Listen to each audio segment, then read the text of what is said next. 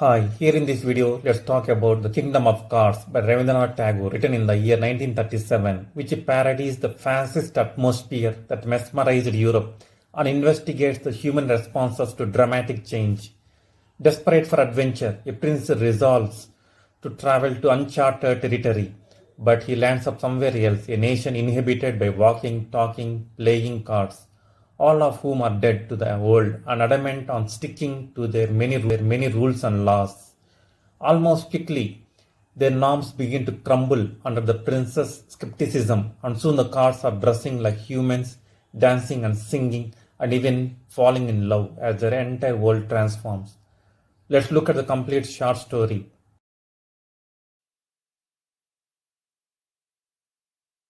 The Kingdom of Cards by Rabindranath Tagore. The Kingdom of Cards by Rabindranath Tagore. Written in 1937. Parodies the fascist atmosphere and explores human responses to radical change. Desperate for adventure, a prince decides to set out for parts unknown and ends up somewhere else.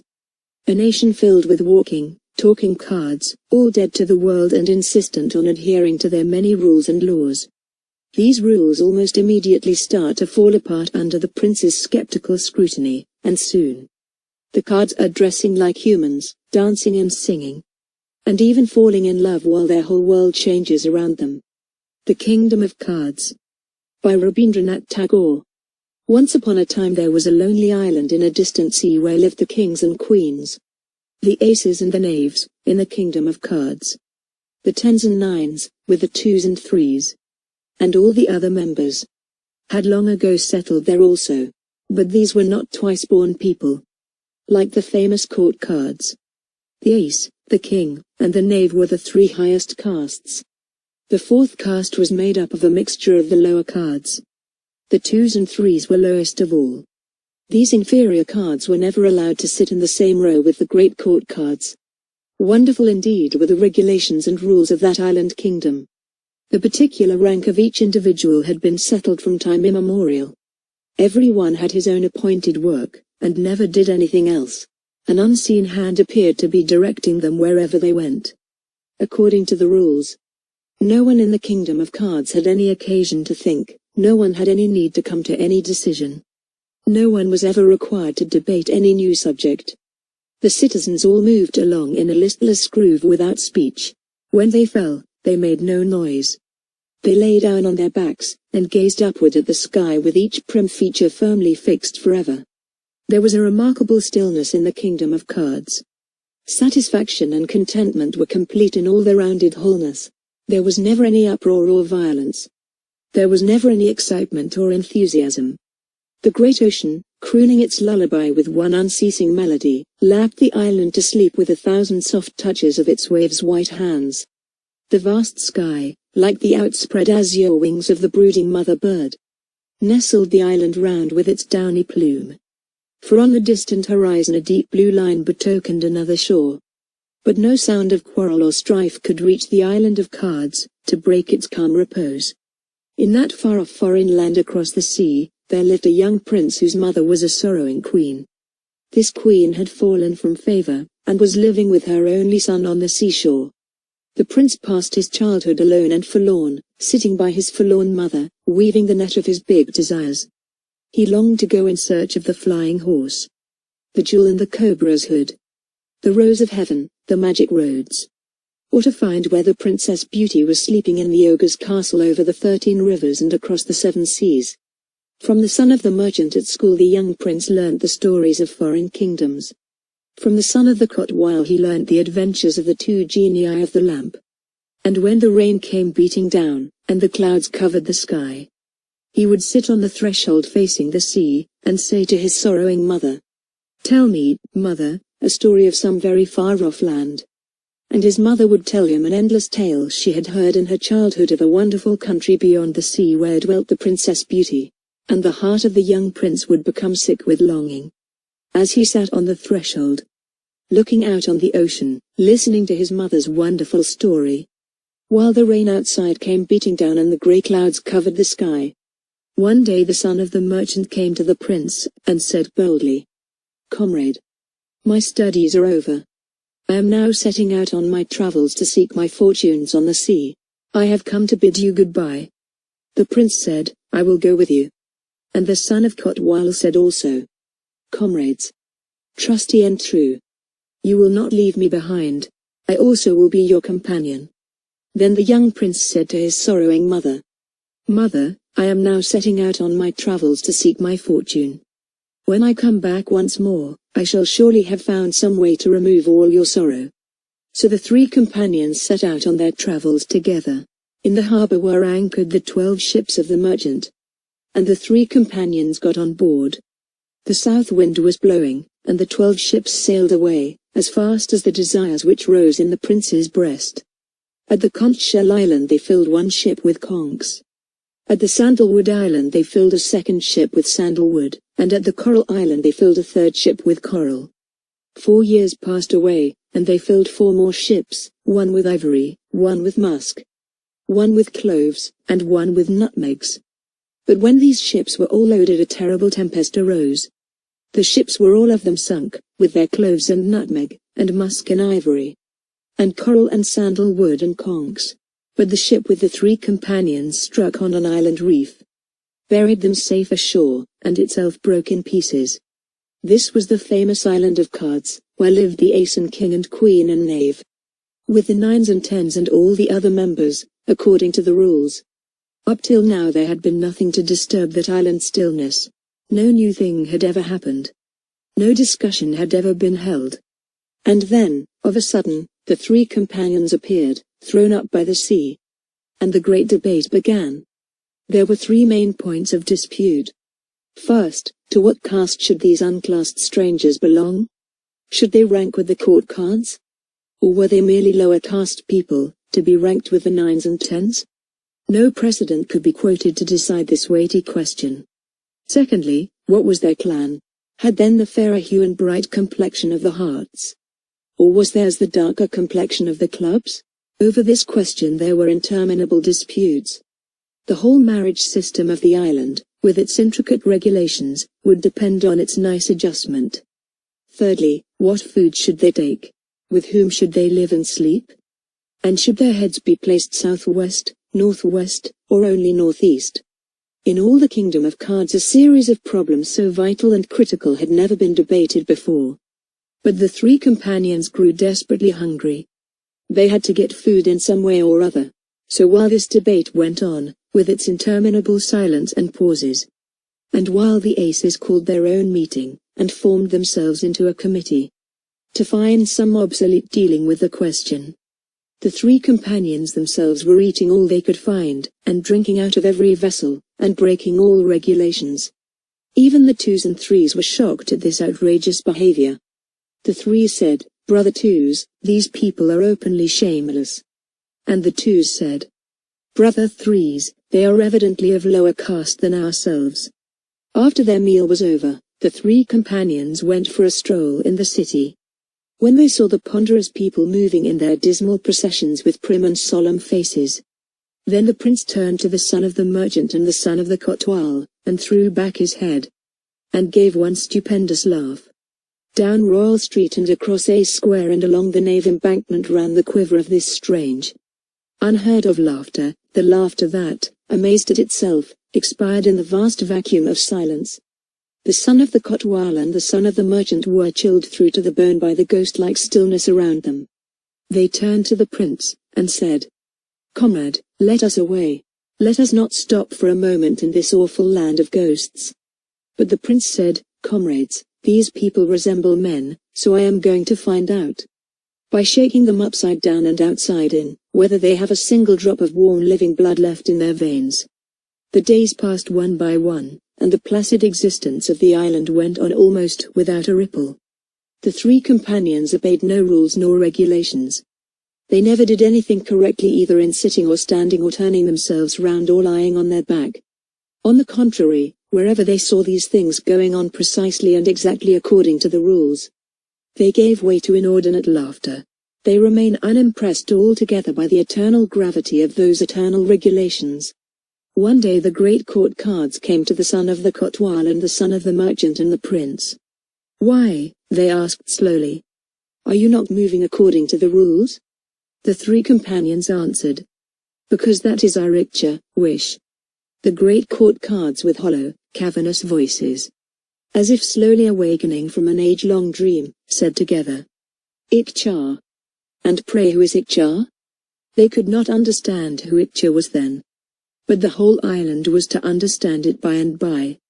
The first glimmer of light passed the threshold of their minds when they found out, through watching the actions of the prince, that they might move in a straight line in an opposite direction from the one in which they had always gone before.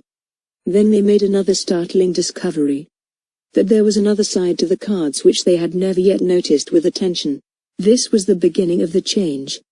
Now that the change had begun, the three companions were able to initiate them more and more deeply into the mysteries of Ikcha. The cards gradually became aware that life was not bound by regulations.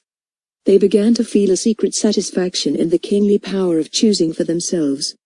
But with this first impact of Ikcha, the whole pack of cards began to totter slowly, and then tumble down to the ground. The scene was like that of some huge python awaking from a long sleep, as it slowly unfolds its numberless coils with a quiver that runs through its whole frame. Hitherto the queens of spades and clubs and diamonds and hearts had remained behind curtains with eyes that gazed vacantly into space, or else remained fixed upon the ground. And now, all of a sudden, on an afternoon in spring, the Queen of Hearts from the balcony raised her dark eyebrows for a moment, and cast a single glance upon the prince from the corner of her eye. Great God, cried the prince, I thought they were all painted images. But I am wrong. They are women after all. Then the young prince called to his side his two companions, and said in a meditative voice, My comrades, there is a charm about these ladies that I never noticed before. When I saw that glance of the queen's dark, luminous eyes, brightening with new emotion, it seemed to me like the first faint streak of dawn in a newly created world. The two companions smiled a knowing smile, and said, Is that really so, prince? And the poor Queen of Hearts from that day went from bad to worse. She began to forget all rules in a truly scandalous manner. If, for instance, her place in the row was beside the knave, she suddenly found herself quite accidentally standing beside the prince instead. At this, the knave, with motionless face and solemn voice, would say, Queen, you have made a mistake. And the poor Queen of Hearts' red cheeks would get redder than ever. But the prince would come gallantly to her rescue and say, No, there is no mistake. From today I am going to be knave. Now it came to pass that, while everyone was trying to correct the improprieties of the guilty Queen of Hearts, they began to make mistakes themselves. The aces found themselves elbowed out by the kings. The kings got muddled up with the knaves.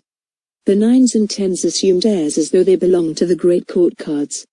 The twos and threes were found secretly taking the places specially resented for the fours and fives. Confusion had never been so confounded before. Many spring seasons had come and gone in that island of cards.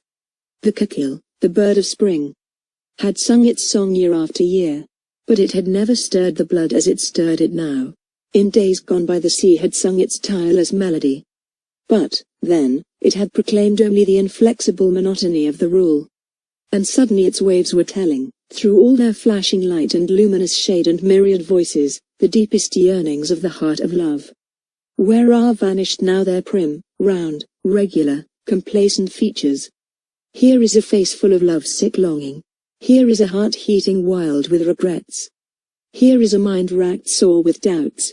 Music and sighing, and smiles and tears, are filling the air. Life is throbbing, hearts are breaking, passions are kindling. Everyone is now thinking of his own appearance, and comparing himself with others. The ace of clubs is musing to himself, that the king of spades may be just passably good-looking. But, says he, when I walk down the street you have only to see how people's eyes turn towards me. The king of spades is saying, why on earth is that ace of clubs always straining his neck and strutting about like a peacock? He imagines all the queens are dying of love for him, while the real fact is. Here he pauses, and examines his face in the glass. But the queens were the worst of all. They began to spend all their time in dressing themselves up to the nines. And the nines would become their hopeless and abject slaves. But their cutting remarks about one another were more shocking still. So the young men would sit listless on the leaves under the trees, lolling with outstretched limbs in the forest shade. And the young maidens, dressed in pale blue robes, would come walking accidentally to the same shade of the same forest by the same trees, and turn their eyes as though they saw no one there, and look as though they came out to see nothing at all. And then one young man more forward than the rest in a fit of madness would dare to go near to a maiden in blue. But, as he drew near, speech would forsake him. He would stand there tongue-tied and foolish, and the favorable moment would pass. The cuckoo birds were singing in the boughs overhead.